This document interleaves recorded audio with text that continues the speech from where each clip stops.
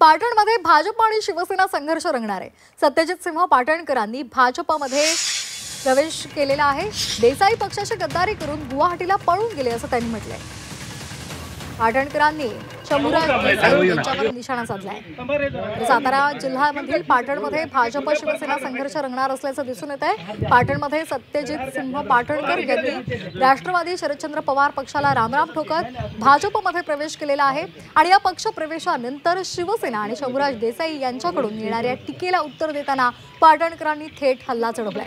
आम्ही छत्रपतींच्या उपस्थितीमध्ये भाजपमध्ये प्रवेश केलाय, पण तुम्ही पक्षाची गद्दारी करून गुवाहाटी आणि सुरतला पळून गेलेला आहात, याचे कारण काय होतं असा ठोक सवालच त्यांनी विचारलेला आहे।